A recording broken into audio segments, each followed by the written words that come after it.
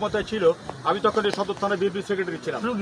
আর এই যে বর্তমানে যে সদস্য সচিব মোজাফফর রহমান আলম সাহেব, তিনি ছিলেন সভাপতি। এই ঘেরটা দখল করে খেত দীর্ঘদিন, এলাকার লোকদের জুলুম হতো। আপনারা তো আমলে এইটা হচ্ছে উন্মুক্ত হবে, এইটা এই জন্যই আশা। এখন আপনারা যদি মাছ থেকে মাছ তোলেন, আচ্ছা সেটা আমাদের সময়টা দেন, আমাদের সময় এটা উন্মুক্ত হয়েছে, কথা হচ্ছে কালটা উন্মুক্ত থাকবে। ঠিক আছে, এখন আজকে উন্মুক্ত হবে, গ্রামবাসী সবাই আজকে উন্মুক্ত করবে। গ্রামবাসী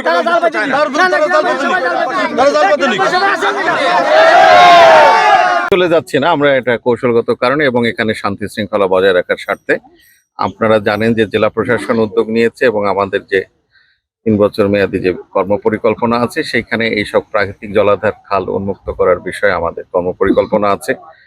সরকারও খাল সংস্কারের মাধ্যমে সাধারণ মানুষ যেন কৃষিকাজের পানি পায় এবং প্রাকৃতিক সম্পদ আমাদের মাছ এবং অন্যান্য জলজ প্রাণী এগুলি সবাই যেন সমানভাবে আহরণ করতে পারে, সেই সুবিধার্থে আমরা এই খালগুলি উন্মুক্ত করে দিচ্ছি। তো এখানে যে দিলভাসানী খাল, এটিতে কিছু প্রতিবন্ধকতা আছে এবং যারা এখানে দীর্ঘদিন এখানে যারা এই বাঁধ দিয়ে এবং নিজস্ব ব্যবস্থাপনায় যারা মাছ চাষ করেছিল, তারা আমাদের কাছে কিছু সময় প্রার্থনা করেছে। আমরা শান্তি শৃঙ্খলা বজায়ের স্বার্থে সেই বিষয়টি বিবেচনা করছি। আগামী 2 সপ্তাহ পরে আবার আমরা এই খালটি উন্মুক্ত করে দেব। তো সবাই এটা মেনে নিয়েছে এবং সবাই ধৈর্য ধারণ করেছে। তো আশা করছি আমরা এটা নির্দিষ্ট সময় আমরা এটা উন্মুক্ত। দলীয় লোকজন, ছাত্র দল, যুব দল এই বছর করে আওয়ামী লীগ চলে যাওয়ার পরে এই আমাদের বিএনপি ছেলেপেলেরা এই ঘের করে। এটা তো 1 বছর।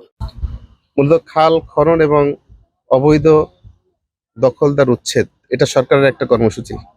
সেই কর্মসূচি সারা বাংলাদেশ ব্যাপী চলছে, বাগেরহাটেও।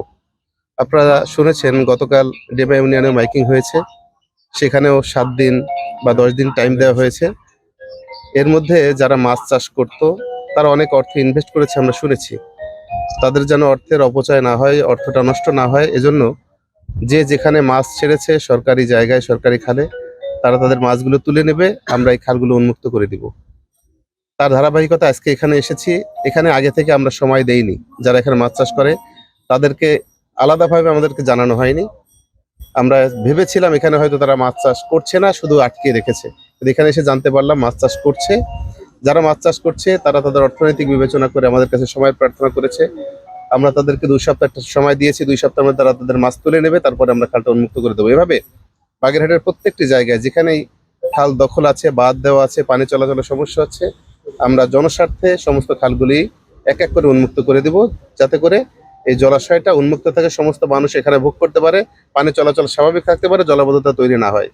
সেই কর্মসূচির জন্য আমরা আজকে এখানে আসছি এবং এটা অব্যাহত থাকবে ইনশাআল্লাহ। 2 সপ্তাহ পরে মানে কত তারিখে খাল কাটা হবে এখানে? এটা 20 তারিখের দিকে এই খালটা ইনশাআল্লাহ উন্মুক্ত হবে। আপনারাই সেটা দেখতে পারবেন।